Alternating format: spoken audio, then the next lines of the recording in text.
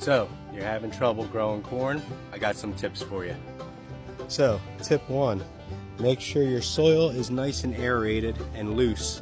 So I start off with fixing the bed with some compost, and I'll loosen all the soil. And what I'll do is I'll make these little mounds to prep for the corn kernels. Tip 2, heavy nitrogen. That's really only the corn needs is just heavy nitrogen. They're heavy nitrogen feeders. So as you can see here, look at this one leaf here. Look how nice and long it is. It's nice and green. I don't have no yellowing.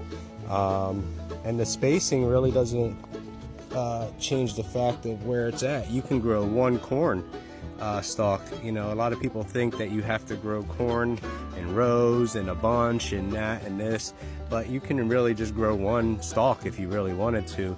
And the reason being is because you have to self-pollinate though.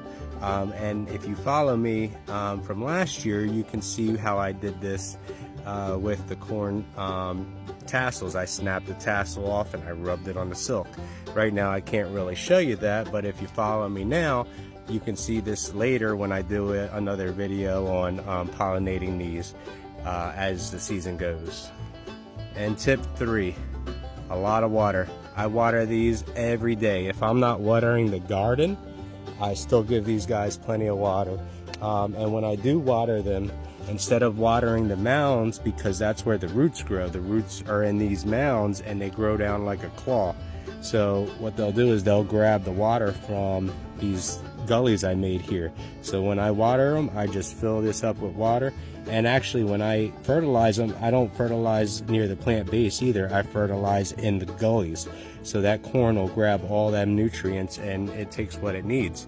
But if you don't give it that nitrogen, you're gonna end up with small corn, and it'll start producing, and it's not going to be strong enough to give you that nice size cob you're looking for.